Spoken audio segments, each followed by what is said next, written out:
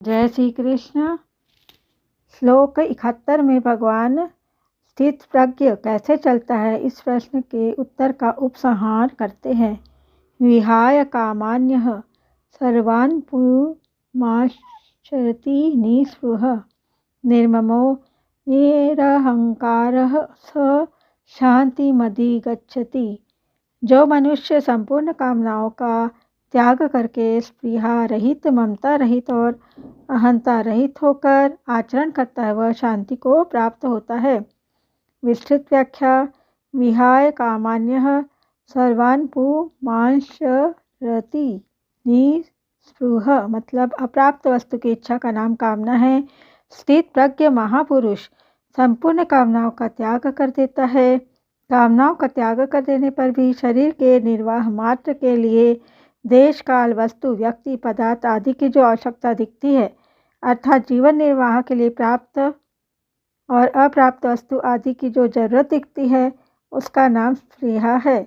स्थित प्रज्ञ पुरुष इस स्पृहा का भी त्याग कर देता है, कारण कि जिसके लिए शरीर मिला था और जिसकी आवश्यकता थी, उस तत्व की प्राप्ति हो गई, वह आवश्यकता पूरी हो गई। अब शरीर रहे चाहे न रहे, शरीर निर्वाह हो चाहे न हो, इस तरफ वह बेपरवाह रहता है। यही उसका निःस्पृह होना है। निःस्पृह होने का अर्थ यह नहीं है कि वह निर्वाह की वस्तुओं का सेवन करता ही नहीं, वह निर्वाह की वस्तुओं का भी सेवन करता है, पथ्य का भी ध्यान रखता है।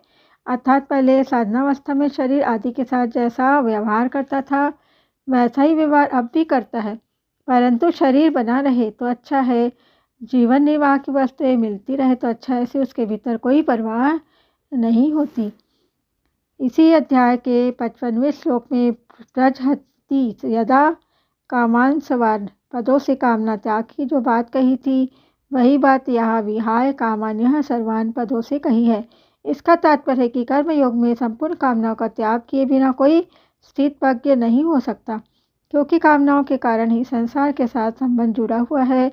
कामनाओं का सर्वथा त्याग करने पर संसार के साथ संबंध रह ही नहीं जाता। अब है निर्ममः मतलब स्थित प्रज्ञ महापुरुष ममता का सर्वथा त्याग कर देता है।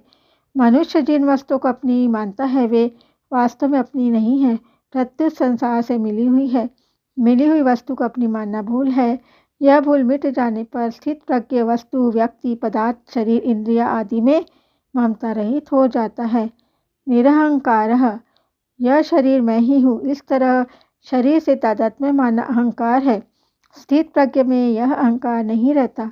शरीर इंद्रिया मन बुद्धि आदि सभी किसी प्रकाश में दिखते हैं, और जो मैंपन है उसका भी किसी प्रकाश में भान होता है।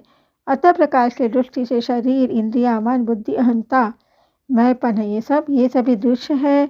दृष्टा दृश्य से अलग होता है, यह नियम है। ऐसा अनुभव हो जाने से स्थित प्रज्ञ निरहंकार हो जाता है। स शांतिमधिगच्छति यानी कि स्थित प्रज्ञ शांति को प्राप्त होता है। कामना स्पृहा ममता और अहंता से रहित होने पर शांति आकार प्राप्त होती है, ऐसी बात नहीं है। प्रत्युत शांति तो मनुष्य मात्र में स्वतः सिद्ध है। केवल उत्पन्न एवं नष्ट होने वाली वस्तुओं से सुख भोगने की कामना करने से, उसमें ममता का संबंध रखने से यह शांति होती है। जब संसार की कामना स्पृहा ममता अहंता सर्वथा छूट जाती है, तब स्वतः सिद्ध शांति का अनुभव हो जाता है। इस श्लोक में कामना स्पृहा ममता और अहंता, इन चारों में अहंता ही मुख्य है, कारण कि एक अहंता के निषेध से सबका निषेध हो जाता है। अर्थात यदि मैंपन ही नहीं रहेगा तो फिर मेरापन कैसे रहेगा, और कामना भी कौन करेगा और किसकी करेगा, किस लिए करेगा। अतः निरहंकार कहने मात्र से कामना आदि का त्याग उसके अंतर्गत आ जाता था, तो फिर कामना आदि के त्याग का वर्णन क्यों किया। इसका उत्तर यह है कि कामना स्पृहा ममता अहंता, इन चारों में कामना स्थूल है, कामना से सूक्ष्म स्पृहा, स्पृहा से सूक्ष्म ममता और ममता से सूक्ष्म अहंता है। अतः साधक पहले कामना स्पृहा और ममता का त्याग कर दे तो अहंता का त्याग करना उसके लिए सुगम हो जाएगा। शास्त्रीय दृष्टि से पहले कामना का त्याग, फिर स्पृहा ममता और अहंकार का त्याग बताया जाता है, परंतु साधक की दृष्टि से पहले ममता का त्याग, फिर कामना स्पृहा और अहंकार का त्याग करना ही ठीक है। ममता प्राप्त वस्तु की और कामना अप्राप्त वस्तु की होती है। सबसे पहले ममता का त्याग करना सुगम पड़ता है। मनुष्य पहले ममता से अर्थात प्राप्त वस्तु के संबंध से ही फंसता है। पहले ममता का त्याग करने से निष्काम होने की सामर्थ्य आ जाती है। कामना का त्याग करने से निस्पृह होने की सामर्थ्य आ जाती है और स्पृहा का त्याग करने से निरहंकार होने की सामर्थ्य आ जाती है। शास्त्रीय दृष्टि के अनुसार चलने से मनुष्य पंडित हो जाता है और साधक की दृष्टि के अनुसार चलने से मनुष्य को अनुभव हो जाता है। अहंता महमता से रहित होने का उपाय।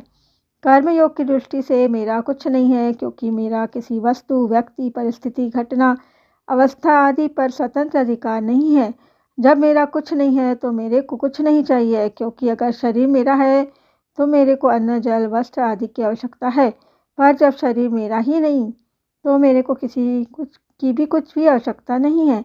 जब मेरा कुछ नहीं और मेरे को कुछ भी नहीं चाहिए तो फिर मैं क्या रहा, क्योंकि मैं तो किसी वस्तु, व्यक्ति, स्थिति, शरीर आदि को पकड़ने से ही होता है। मेरे कहने वाले शरीर आदि का मात्र संसार के साथ सर्वथा अभिन्न संबंध है। इसलिए अपने कहलाने वाले शरीर आदि से जो कुछ करना है वह सब केवल संसार के हित के लिए ही करना है, क्योंकि मेरे को कुछ चाहिए ही नहीं। ऐसा भाव होने पर मैं का एक देशीयपना आप से आप मिट जाता है और कर्मयोगी अहंता ममता से रहित हो जाता है।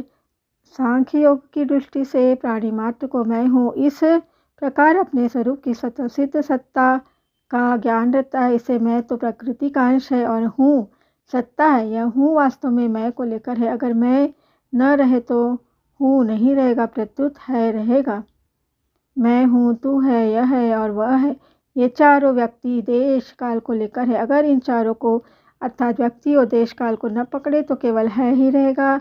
है में ही स्थिति रहेगी। है में स्थिति होने से सांख्य योगी अहंता ममता से रहित हो जाता है।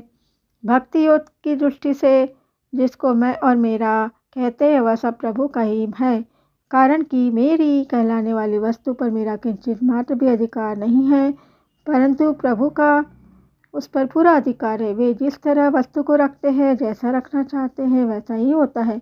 अतः यह सब कुछ प्रभु का ही है। इसको प्रभु की सेवा में लगाना है। मेरे पास जो शरीर, इंद्रिया, मन, बुद्धि है यह भी उन्हीं की है और मैं भी उन्हीं का हूँ। ऐसा भाव होने पर भक्ति योगी अहंता ममता से रहित हो जाता है। एक स्त्री की नथ कुएं में गिर गई। उसको निकालने के लिए एक आदमी कुएं में उतरा और जल के भीतर जाकर उस नथ को ढूंढने लगा। ढूंढते ढूंढते वह नथ उसके हाथ लग गई तो उसको बड़ी प्रसन्नता हुई, परंतु उस समय वह कुछ बोल नहीं सका, क्योंकि वाणी यानी कि अग्नि और जल का आपस में विरोध है। अतः जल से बाहर आने पर ही वह बोल सका कि नथ मिल गई। ऐसे ही सुषुप्ति में अहम के लीन होने पर मनुष्य सुख का अनुभव तो करता है, पर उसको व्यक्त नहीं कर सकता, क्योंकि बोलने का साधन नहीं रहा। सुषुप्ति से जगने पर ही उसको सुषुप्ति के सुख की स्मृति होती है। स्मृति अनुभवजन्य होती है। अनुभवजन्यम ज्ञानम स्मृति।